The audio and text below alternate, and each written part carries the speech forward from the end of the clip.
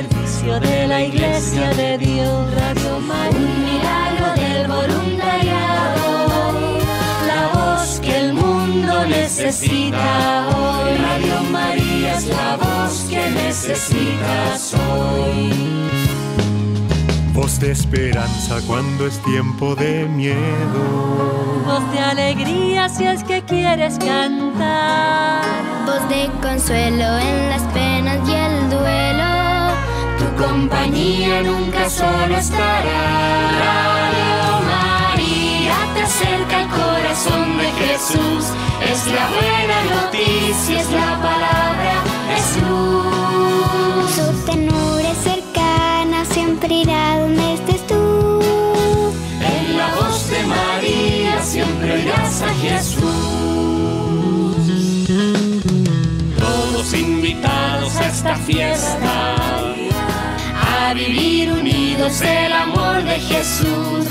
María nos protege con su mano, porque somos la voz que necesitas tú. Radio María es la voz que necesitas tú. Radio María es la voz que lleva a Jesús. Radio María es tu radio.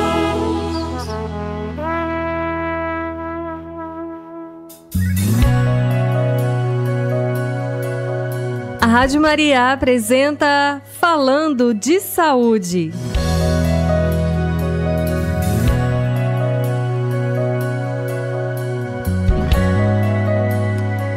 Olá! Sejam bem-vindas, bem-vindos ao nosso programa Falando de Saúde. É uma alegria estar aqui de volta com vocês. Que bom que estamos aqui em mais um programa falando de saúde, falando de educação, falando de muitos temas, né, muitas coisas importantes para a gente poder aprender, crescer, né, e transformar nossas vidas por meio da informação e da fé, né, essas duas coisas tão importantes para a gente.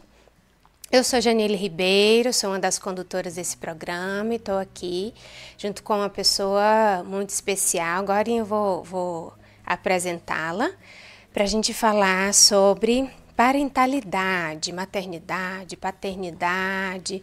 Saímos do mês, né, mariano, comemoramos já o Dia das Mães, mas esse é um tema que sempre está em pauta, né? Sempre é importante a gente retomar, a gente refletir sobre ele. Antes, quero dar as boas-vindas a você que nos acompanha pela frequência, pelo YouTube, pelo Instagram. Vem com a gente, né, nesse programa para a gente aprender muitas coisas. YouTube, Facebook, Instagram, nossa frequência 99.9, os aplicativos Rádio Maria Brasil, Rádio Maria Play.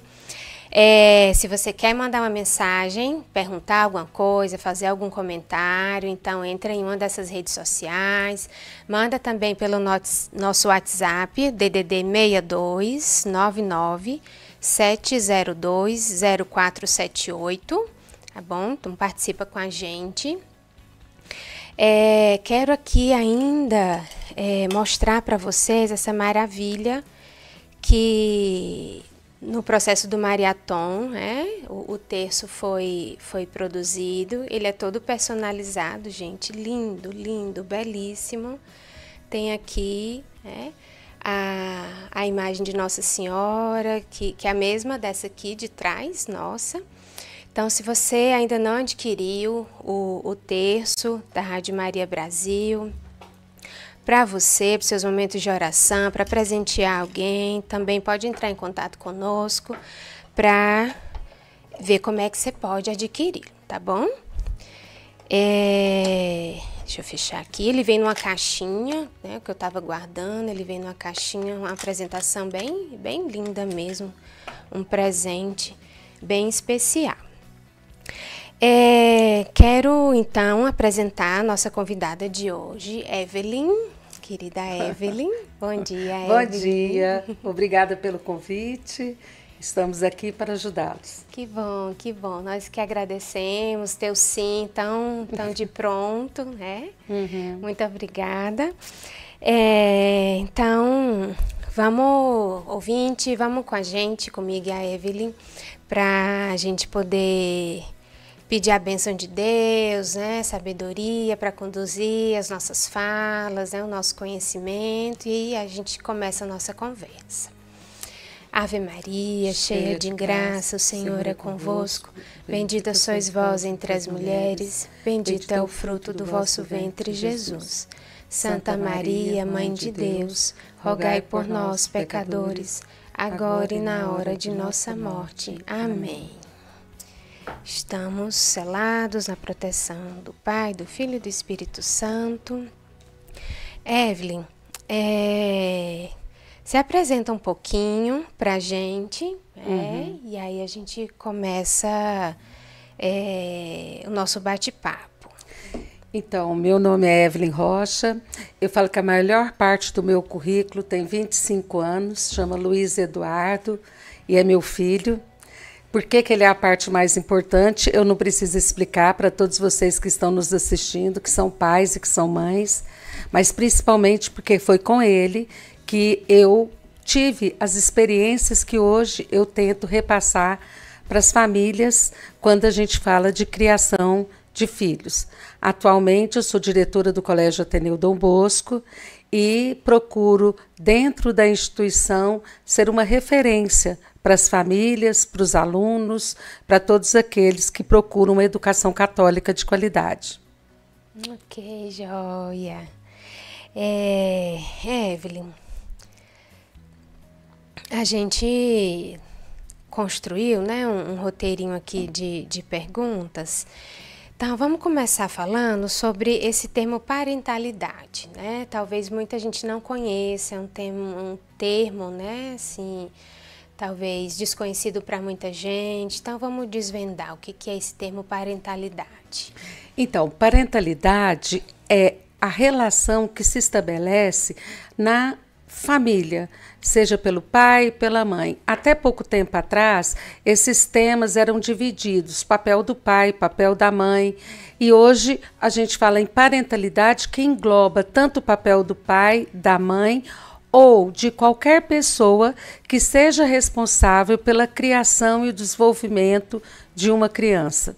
Então, parentalidade diz respeito à responsabilidade que adultos assumem na criação, condução de crianças.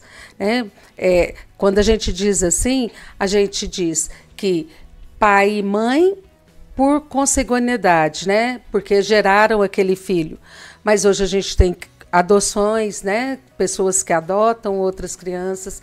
A gente tem a responsabilidade daqueles que substituem por alguma necessidade esse pai e essa mãe. Hoje a gente vê os avós criando, algum tio assumindo essa criação. Então, isso tudo é parentalidade. Ok.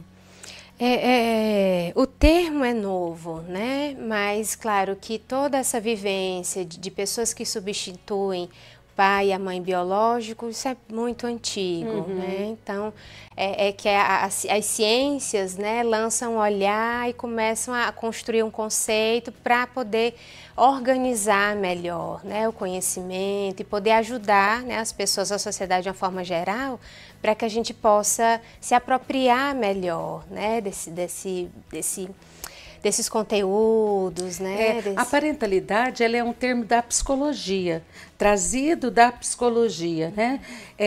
E a gente entende que hoje o psicólogo exerce essa função mais importante de atender essa família no espaço terapêutico, mas que nós que estamos na escola ou em consultórios como fonoaudiólogos, psicopedagogos, ou qualquer que seja a nossa atuação frente a crianças ou com crianças, nós todos trabalhamos parentalidade. Ok.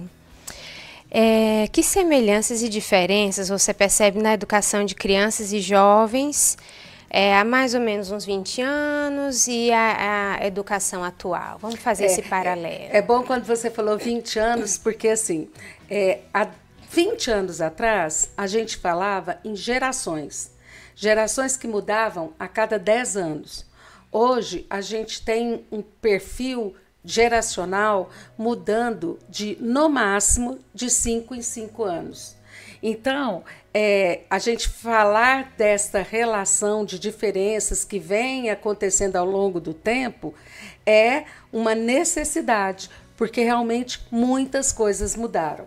Né? Se você tem uma referência de 20 anos atrás, você está falando de uma geração que já nasceu imersa na tecnologia. Mas, se a gente falar de uma geração de 10 anos atrás, não foi só um acesso à tecnologia, mas foram os canais tecnológicos que entraram nas nossas casas. Então, quando eu falo dessa geração de 20 anos atrás, foi uma geração, por exemplo, que já nasceu com micro-ondas. Já nasceu com aquele celular tijolão, né? Já nasceu com uma internet discada. Se eu falar com uma geração de 10 anos, eu estou falando já de uma geração que já nasceu conectada com o celular quase que na mão. Né? E aí, com as redes sociais que vieram desenvolvendo e entrando nas nossas casas e participando da condução, da criação dos nossos filhos. Então, se a gente comparar esse jovem de 10 anos, de 20 anos atrás, hoje por volta dos 20 anos, meu filho, por exemplo, tem 25, ele não sabe o que é telefone com fio, né? Telefone fixo. Né? E daí para frente, todas essas questões ele foi trazendo e deu a ele uma possibilidade de conhecer o mundo que eu não conhecia.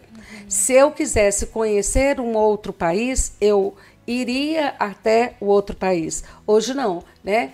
Eles não conhecem presencialmente, mas eles podem conhecer através das redes sociais. Então, o mundo ficou menor nesse sentido e diminuímos as distâncias, né? Eles agora estão mais... eu falo que é uma geração que está conectada o tempo todo. E aí isso tem os ganhos e as perdas, né? Então, o jovem de hoje é um jovem multiconectado, é um jovem que está à mercê de referências que nós não tínhamos. Para a gente não ir muito longe, eu cito a Xuxa. O que era o programa da Xuxa? Era um programa passivo. E naquela época haviam várias considerações sobre o programa. Porque a criança ficava ali a manhã toda, de frente para a televisão, e ela recebia todas essas informações. Mas o jovem de hoje, ele não só, a criança de hoje, ela não só recebe as informações, como ela participa. Né? Então, nós éramos mais passivos, nós recebíamos as informações. Hoje não. A gente, além de receber as informações, a gente se conecta a essas pessoas que podem estar próximas ou muito longe e estabelecemos com elas relações que antes eram impossíveis de acontecer. Sim. E digamos que esse terceiro, né, que é a internet, né, na relação dessa parentalidade, né, terceiro porque eu penso na relação mãe-filho, pai-filho, né, mas esse que chega, ele começa a interferir, né, Evelyn, nessa relação, nessa conjuntura da família, na forma como as pessoas se olham ou não se olham, né, como conversam ou não. Então, antes era algo, esse amigo, sei lá, lá dos Estados Unidos, né, do Japão, era alguém que a gente se correspondia por carta. E quando correspondia? Exatamente. Então, eram dias, né, para poder ir lá, vai, volta, correspondência. Hoje não, tá na mão, né, tá muito próximo. E tem, além da proximidade, tem essa possibilidade de diálogo. Sim, né? sim. E é isso que, às vezes, assusta os pais, as mães, a família como um todo, porque você fica... A gente dizia assim, ó, que a gente tinha uma fase muito legal dos filhos da gente, que era desde o nascimento até por volta de 12 anos. E aí a gente falava que o grande problema acontecia, então, na adolescência, né? Então, os estudiosos focaram muito na área da adolescência, porque era uma área de transição, né? É uma fase de transição. Mas hoje, quando a gente fala nessas possibilidades de interação, a gente está falando de crianças de 3, 4, 5, 6 anos. Né? Então, isso atua no núcleo familiar de diversas formas. E aí, quando a gente fala nesse cuidado com esse jovem e com esta família, a gente está dizendo de um processo que é muito atual. Nós somos os experimentos desse processo. Ninguém ainda viveu esse processo para dizer para nós assim, vai por aqui ou vai por ali, né? Então somos nós que vamos dizer para as futuras gerações o que a gente fez nesse momento, né? Então, por isso, às vezes, hoje, há tantas críticas em relação à condução das famílias, né, na relação com seus filhos. E aí eu quero já registrar que parentalidade não é educação de pais. Né? A gente não precisa educar o pai e a mãe. A gente precisa orientar o pai e a mãe. E como é que a gente orienta? Você falou bem, através das pesquisas que os estudiosos vêm fazendo em relação a essa mudança de gerações, a essa nova forma de organização familiar. Então, estudando isso que a gente se sente capaz de orientar as famílias, né? Então, a família hoje, ela precisa de ajuda. Não porque ela seja incapaz ou menos capaz do que foram os nossos pais, mas porque realmente a situação, o contexto mudou bastante. Sim.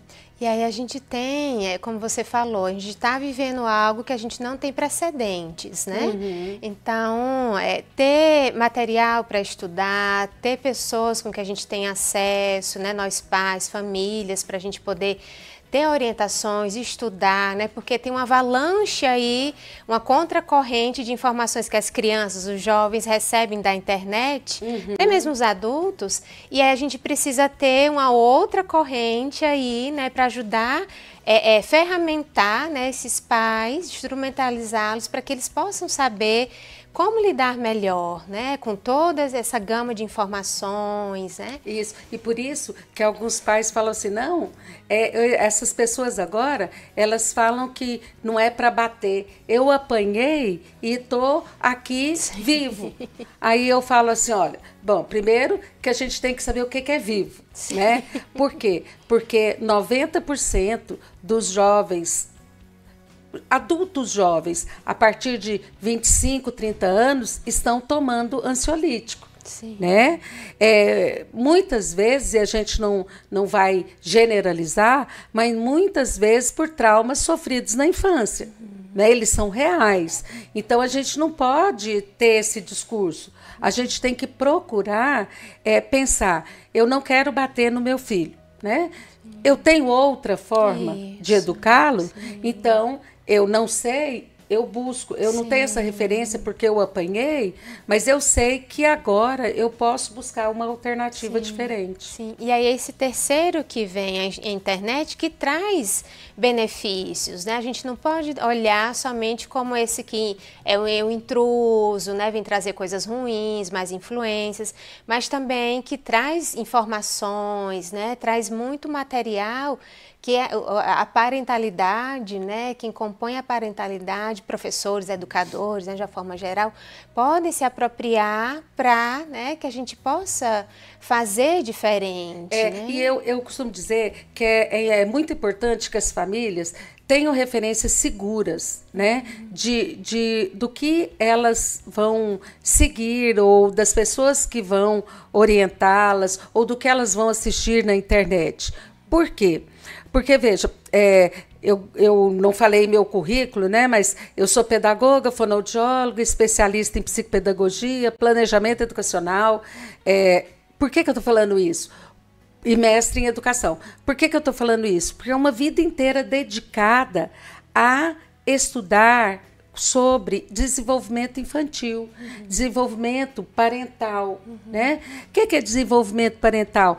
Essas relações que foram modificando ao longo do tempo e a gente foi acompanhando, né, essas mudanças. Então, é nesse sentido que a gente busca pessoas que sejam referências, que possam nos ajudar sem...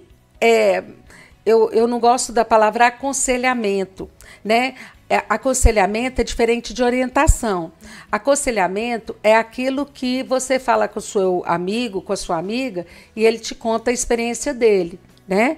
Orientação é de alguém que está fora daquilo que você está vivendo, mas vai trazer estratégias para ajudá-lo na efetivação de uma criação de filhos para adultos, além de responsáveis, né, e é bom que a gente entenda isso, felizes, mas não felizes porque vão ter tudo o que querem, mas felizes no sentido até de desenvolvimento de uma espiritualidade, né? Felizes no sentido de... respeitar o outro também. De ter uma família, né? Constituir uma família, de ter boas relações do trabalho, né? Porque a gente não pode isolar uma pessoa só como pai, ou só como mãe, ou só como cuidador e responsável por uma criança. Essa mesma pessoa, ela está no local de trabalho, ela está socializando com seus amigos. O que isso significa? Que ela é uma pessoa só, né? Que tem que ser cuidada como um todo para ser um bom pai e uma boa mãe. Sim, sim. Você falou aí de processos de adoecimento, né? E a gente já tem, né? A gente está nesse grande laboratório, gostei dessa metáfora que você usou.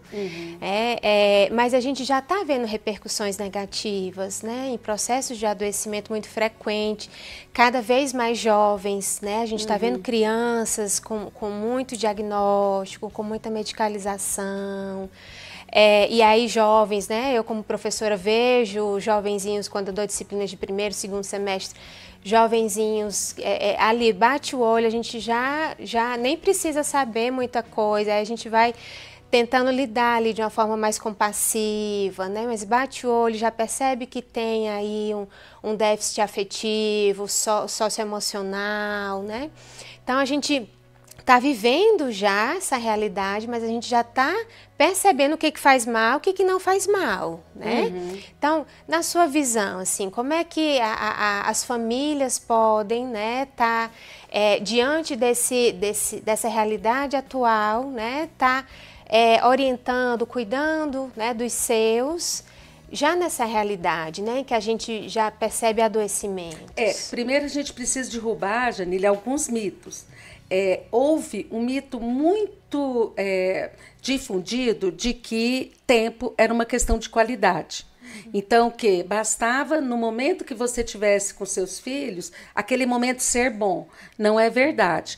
Quando os pais fazem uma opção para serem responsáveis pelos filhos, eles têm que, de alguma maneira, ter tempo, né? Sim. O que eu chamo de tempo? É tempo mesmo de...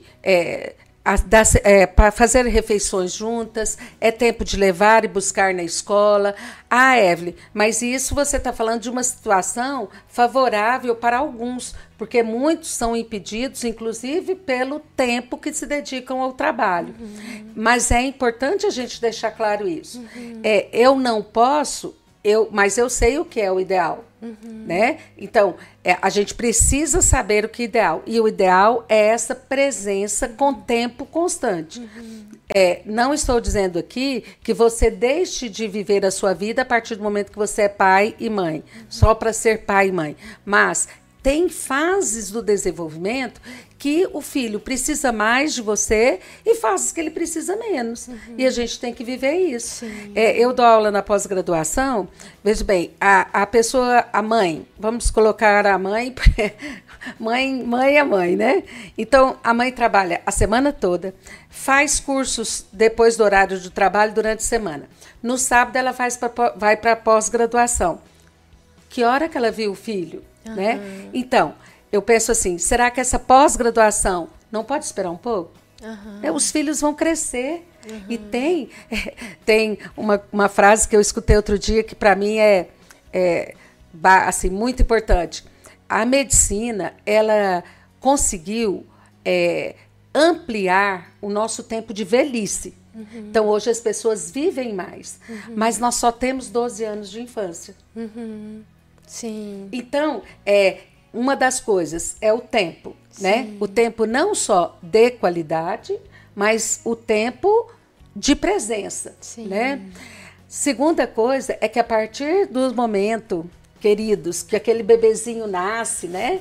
Que está lá na maternidade, tão lindinho. Geralmente ele nem chora na maternidade, né? Ele deixa para chorar quando ele chega em casa, né? De noite. É à noite. Então, a partir do momento que a gente tem essa responsabilidade com o ser humano, nós estamos à mercê do que essa criança vai nos trazendo. Por quê? Porque durante a gestação e até antes dela, a gente tem um filho ideal, mas pode não corresponder ao filho que nós estamos levando para casa, né? Então, essa aceitação é muito importante, né? É muito importante que a gente aceite uma dificuldade dos nossos filhos, que a gente não ache que é responsabilidade do outro. Ou da né? escola. Ou da escola. Né? É o filho que eu tenho. Se ele não nasceu super atleta, mas ele provavelmente ele tem outros talentos. Então, hoje, as crianças apresentam uma ansiedade também muito em função de uma expectativa que os pais transferem para essa criança. Expectativa irreal. Irreal, né? como que é se... esse bebezinho que ainda não foi, né? Ainda não caiu a ficha, como se dizia antigamente. Que uma coisa é o que você sonha, outra coisa é a pessoa que está ali na realidade, né? Mas sem esquecer que todo ser humano, ele tem aptidões para serem desenvolvidas e para ter uma vida saudável, né? Não é todo mundo que tem que ser médico. Sim. Nas minhas palestras eu pergunto, quem quer que o filho seja feliz? Todo mundo levanta o dedo. Aí eu brinco assim, desde que passe para medicina na federal, né? Como se fazer medicina na federal chancelasse o sucesso ou a felicidade. Então, essa exigência é uma exigência que tem trazido muita ansiedade. Então, além de você estar mais próximo do seu filho, eu acho que você procure ver quem é, né? O que ele tem, o que ele traz, como você pode ajudá-lo nas suas dificuldades e ampliar as suas facilidades, né? Sem causar essa pressão. Agora, você falou aí na escola, e eu estou na escola, a gente precisa entender que hoje a escola é completamente diferente da escola pela qual nós passamos. Por quê? Eu morava numa viela, então era uma viela só da família, certo? Então tinha a minha casa, a casa do meu tio, do meu outro tio, da minha avó, tal. Então, ali, a minha família, o meu pai e a minha mãe, tinha uma rede de apoio muito extensa, não é verdade? E assim, se eu estivesse fazendo uma coisa errada e meu tio visse, ele me corrigia. Nesse sentido, ele estava ajudando o meu pai e a minha mãe a me educar. Como é que estamos hoje? Presos, mesmo dentro das nossas casas, de condomínios, em apartamentos, com a família distante. Eu gasto quase meia hora para chegar na casa da minha mãe, saindo da minha casa até chegar à casa da minha mãe. Então, é difícil, eu tenho que fazer um esforço para ir na casa dela, né? E quem está me ajudando? Quem é a minha rede de proteção? Né? É a escola, sabe? Por mais que você veja a escola como um lugar de desenvolvimento de competências técnicas, pedagógicas, ela também é o lugar de do compartilhamento de situações que não acontecem mais socialmente, por exemplo, quando eu brincava com todos os meus primos.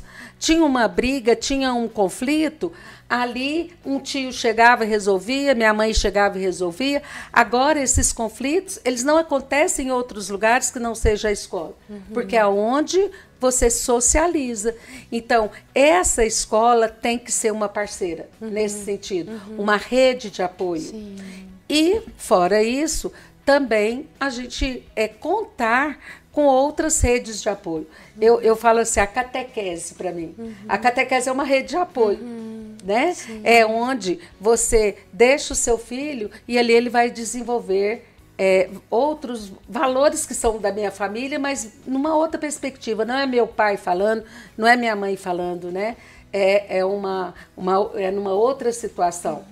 Então, a gente precisa contar e querer escutar essa rede de apoio. Sim, né? sim. Quando a gente chama na escola e orienta, o objetivo é ser essa rede de apoio, não é apontar a dificuldade. E aí a gente volta naquela questão. Se eu aponto uma dificuldade naquele filho que você vê como o ideal, que não pode errar, aí você vai ficar contra aquela pessoa que está te orientando. Sim, sim.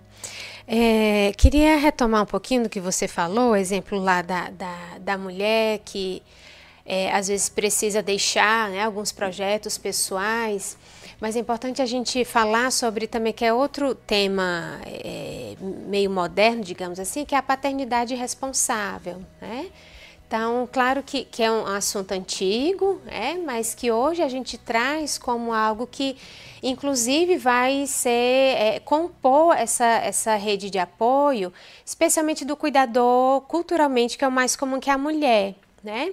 Então, se esse companheiro, né, está junto ou não está, né, pelas muitas configurações familiares que a gente tem, é importante que seja uma paternidade responsável, né? Existem vários estudos, você deve conhecer, de como o pai, ele também influencia no processo de desenvolvimento. Às vezes a gente acha que é só a mulher, né, que é só a mãe, mas não, né? Essa conjuntura familiar, né, é muito importante para o desenvolvimento das identidades das crianças, né? Então, a gente também trazer, às vezes a gente consegue, se existe uma parceria bacana ali, né? Então, um pode fazer um trabalho extra, o outro pode estudar, o outro pode sair com os amigos, porque tá sendo parceiro, né? Tá ajudando não fica pesado para ninguém, né? Porque a gente costuma falar que pai não ajuda, né? Pai faz a parte dele. Porque ajuda é uma ajuda que você tem de uma pessoa que não tem responsabilidade nenhuma sobre esse momento, e aí você pede ajuda. O pai, ele tem a mesma responsabilidade que a mãe. Mas nesse sentido, Janile, eu acho que a gente tem que caminhar mais no sentido de uma legislação que nos ajude, né? Por exemplo, o número de dias da licença paternidade, né? 5 dias, o neném nasce, sai do hospital, o pai volta a trabalhar. Sim. E esse momento em que a criança vai para casa é um momento de vínculos muito fortes, né? Se o pai não está presente nesses momentos, fica mais difícil para ele, inclusive, fazer esse vínculo, né? Se por alguma dificuldade de trabalho, por exemplo, ele não tem essa possibilidade. Agora, a gente não está falando, então, disso. A gente está falando daquele pai que pode, inclusive, ter o tempo e não assume essa responsabilidade. Por isso que o termo parentalidade é tão importante. Ele está falando assim, ele não está falando do papel do pai e do papel da mãe. Ele está falando de qualquer pessoa que assuma a responsabilidade da condução desse ser humano, né? Desse filho, que vai ser uma criança, um adolescente e o jovem. Eu falo que, quando a gente fala em educação, e me perguntam assim, quando que a gente começa a educar uma criança? Eu falo assim, nasceu, a gente começa. Né? Até na barriga, você não acha? Já está começando a educar. Né? Então, não tem uma fase, agora eu vou educar. Tem que ser o pai, tem que ser a mãe. Não. em alguns momentos, a tarefa pode ser mais restrita à mãe, porque, por exemplo, a amamentação é feita pela mãe, né? E esse cuidado é materno. Mas o pai pode, ali, junto a essa mãe, favorecer para que ela emocionalmente esteja mais tranquila, e isso vai ajudar na condução desse processo, para a mãe ter um processo mais tranquilo, né? Que é uma questão mesmo. Eu falo que as leis, hoje, elas cuidam muito da mulher, né?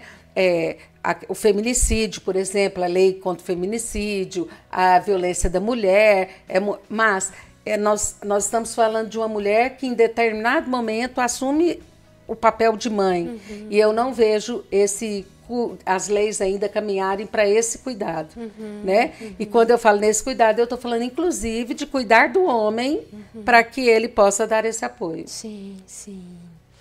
Vamos falar um pouquinho de CNV, de comunicação não violenta, que é outra coisa que a mídia ela traz de uma forma e as pessoas entendem como elas querem. Então é assim, ó.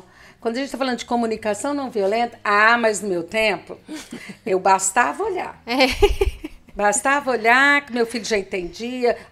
Imagina, meu pai olhava, eu já fazia. Primeiro que não é verdade, né? O ser humano é transgressor e passa por frases de transgressão e são benéficas, né? Então, não é verdade que só... Tanto que a violência, a agressão, o bater era muito mais presente do que é hoje. Mas pode até ser que em muitos casos fosse verdade, Evelyn, mas com ônus, né? Com malefícios. Então, a tensão que essa criança sentia, né? Porque esse olhar, antes desse olhar, já vinham coisas anteriores que a criança já sabia, né? Que vinha aí coisa pesada, né? Então, é melhor eu olhar, atender o olhar, porque senão eu vou para salmoura, como dizia antigamente, né? Vou apanhar tanto exatamente, que é a história que você falou, eu nem morri, mas ninguém passa ileso, gente, ninguém passa ileso por situações de tensão, de medo, de vergonha, de humilhação. Por mais que as gerações anteriores, até as atuais, não tenham a intenção, né, de causar humilhação, de causar dor, mas o castigo físico, né, psicológico, xingamentos, né, e certas coisas que a gente vai, quando a gente começa a estudar CNV, a gente começa a ver que existem muitas sutilezas, né, nesse processo aí da violência, né? Violência para a comunicação não violenta não é só bater, xingar, gritar.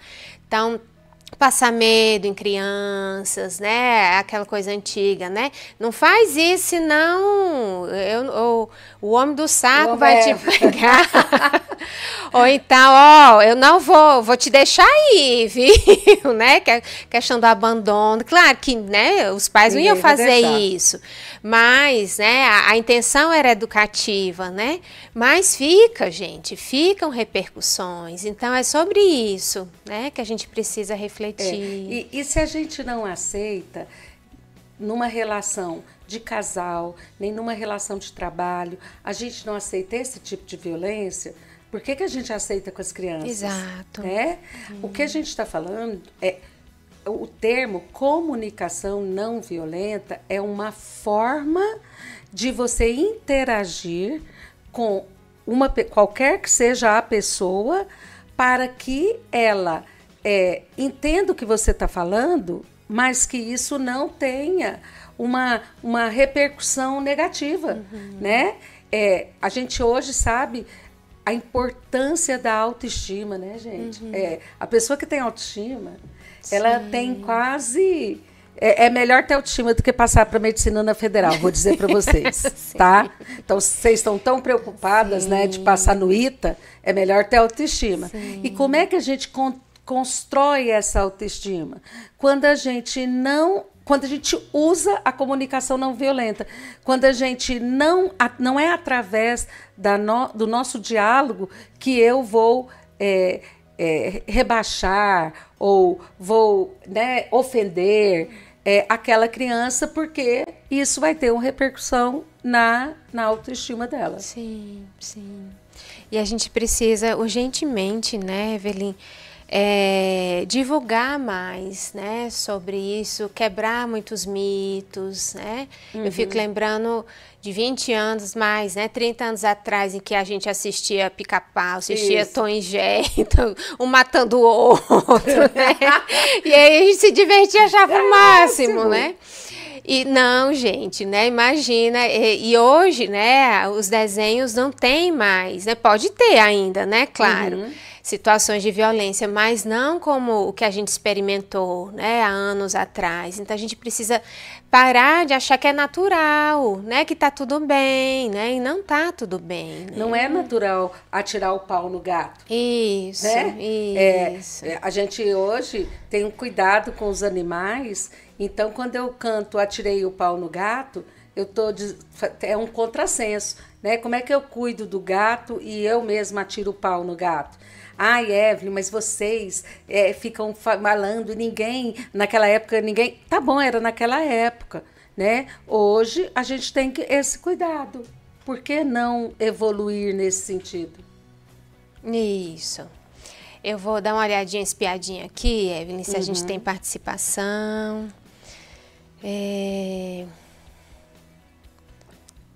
Deixa eu ver aqui...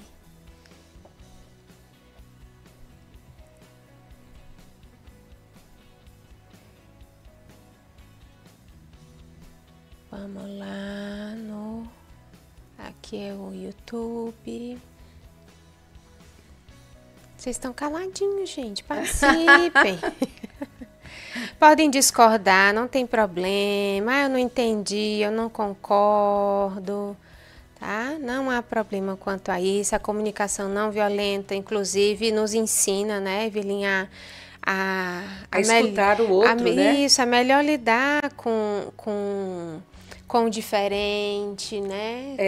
Rubem Alves tem aquela frase que eu gosto muito, que diz que não deviam ter cursos de oratória para aprender a falar, né? Sim. Devia ter curso de escutatória para a gente aprender a escutar. Sim. Né? É muito importante para os pais, para as mães criarem esse ambiente de escuta em casa. Né? É um momento que você escuta e pode, através dessa escuta, conduzir aquele pensamento daquela criança, daquele adolescente. Se você não escuta, nem isso você tem chance. Isso, e aí a gente traz de novo o que a gente mencionou, desse terceiro, que é a internet, que entra na nossa casa, e às vezes a gente pais, né, famílias, deixamos que esse terceiro participe mais da vida das nossas crianças jovens do que a gente mesmo, né? Isso. E aí vem processo de adoecimento, de ansiedade, uma série de dificuldades na comunicação, né? Não precisa nem falar de doença. A gente fala da sala de aula, né? A sala de aula não consegue acompanhar o ritmo de um vídeo da internet. Sim. Né? O vídeo você vai passando assim, ó, e você vai mudando. A sala de aula não consegue. Se essa criança está imersa só nesta rapidez das redes sociais, ela vai ter dificuldade na escola para poder parar e prestar atenção numa aula. Né? Agora, como você falou, a internet, de uma forma, só tem coisas ruins. O que as famílias precisam é controlar o excesso. Né? Eu achei muito engraçado. No Ateneu, a gente tinha sirene, né? E quando eu comecei, eu disse assim, nossa, eu não concebo uma escola com sirene. Eu acho que sirene é coisa de polícia, né? Então, vamos mudar isso. E aí mudamos, e aí os sinos agora são com música. E que outras escolas já fazem, né? E aí as pessoas questionam qual é a diferença. A diferença é que é diferente. O ruído, o som de uma sirene que te alerta, né? Mas te alerta para o perigo. Do que uma música que te indica um momento que está na hora de você trocar de aulas. E aí é muito interessante, porque aí as meninas, um grupinho de meninas, foram me procurar para escolherem a música que elas querem. Eu falei, nossa, que legal, né? Vamos escolher a música. Gente, eu vou falar para vocês. Onde é que elas escutam aquelas músicas? O repertório. Né? O repertório, bom, pelo amor de Deus. Eu falei para elas, vamos pensar melhor. Vamos pensar melhor, porque no meu papel também eu não quero dizer para as meninas que a gente tá proibindo aquela música, mas de fazê-las refletir. Então, o que eu fiz? Falei para elas, tragam as letras das músicas. E aí a gente vai ver pelas letras da música. Porque às vezes elas estão escutando e dançando e repetindo, mas elas não estão prestando atenção na letra. Elas nem querem saber, né? Elas não entendem a profundidade do que está subtendido naquela letra. Né? Então é muito interessante essa questão de onde qual o tipo de cultura que elas estão imersas. Sim. Consumindo, né? Consumindo, sim. E é através das redes sociais. Sim, sim. Temos uma participação aqui da Maristela, Meire de Goiânia. Estou amando vocês, bom dia. Bom dia, Maristela, salve Maria. Mas a criação hoje está muito difícil, tudo pode, Deus é mais, ela comenta. Eu tenho uma neta com 15 anos já namorando, isso é triste, namorando de ir para a cama. Vovó, você é careta, eu sou jovem. Desse jeito que ela me responde, diz a Maristela. E aí é difícil, né, Maristela? Porque aí a gente vê situações assim, dessa sexualidade sendo explorada muito precocemente, né? Sem amadurecimento, sem prevenção alguma, sem conhecer o próprio corpo, sem conhecer muito menos os sentimentos, né? Se ela realmente quer, né, isso, se é a história de ouvir uma música e só aí sair repetindo, né? Os outros fazem e aí eu vou repetindo, né? É porque então, isso não mudou, né, Janile? A questão do jovem atender ao grupo mais do que a família, isso é uma coisa que não mudou, né?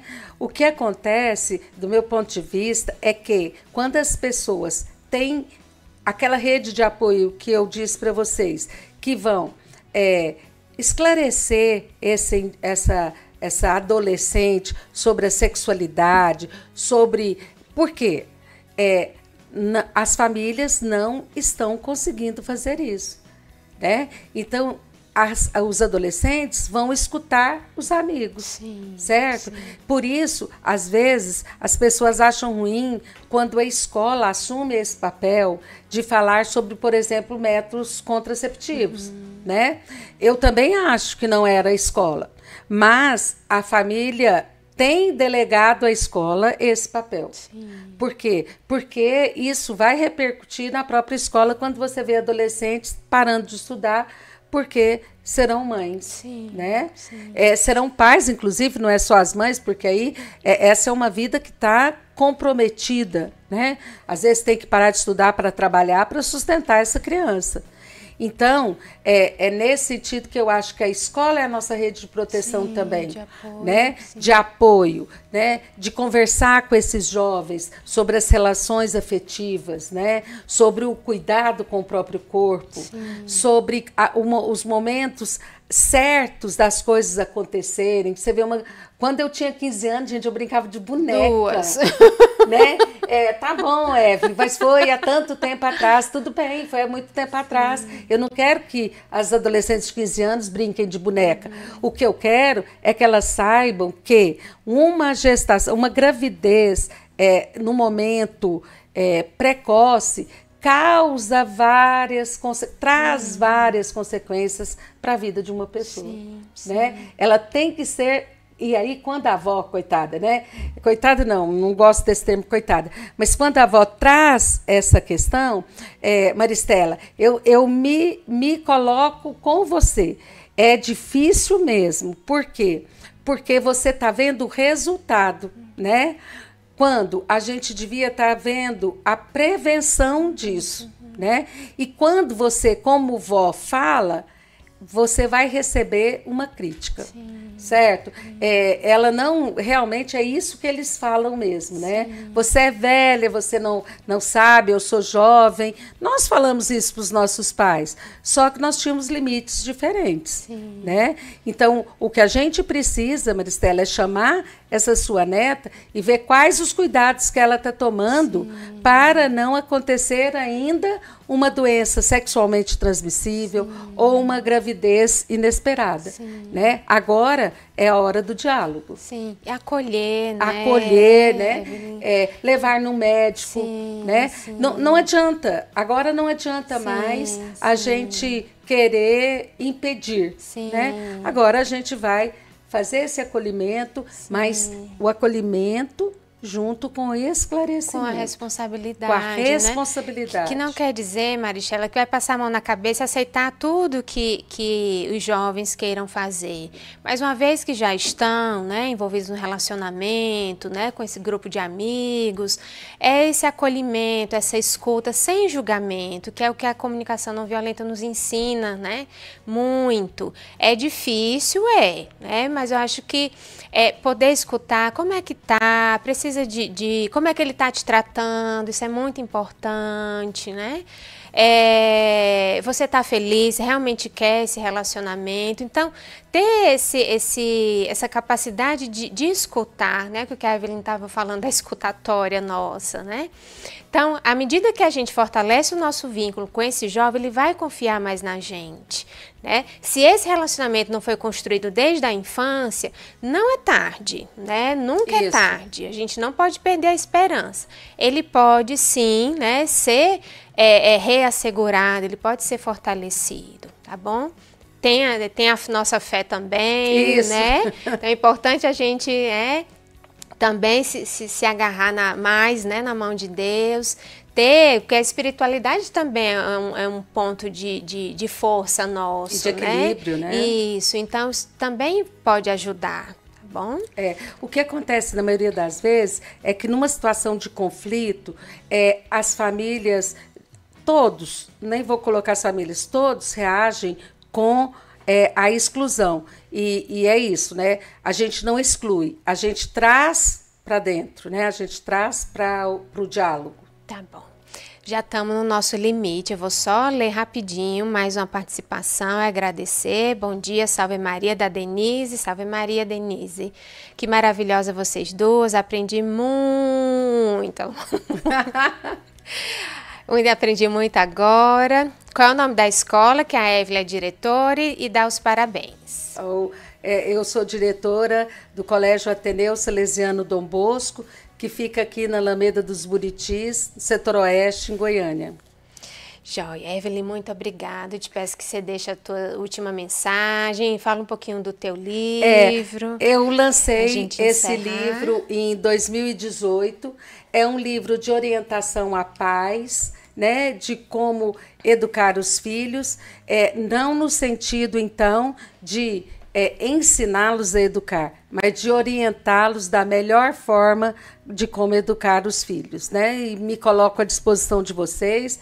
Meu Instagram é Evelyn Rocha Eduque.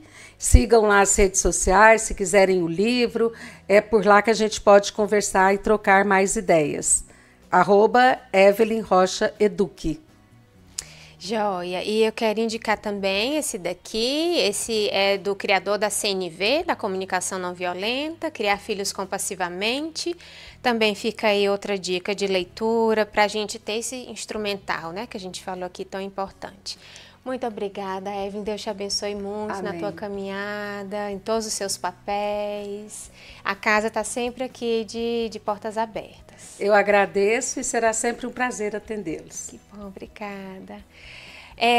Pessoas queridas, salve Maria, fiquem com Deus e nos vemos numa próxima oportunidade. Rádio Maria Brasil, uma voz católica em sua casa.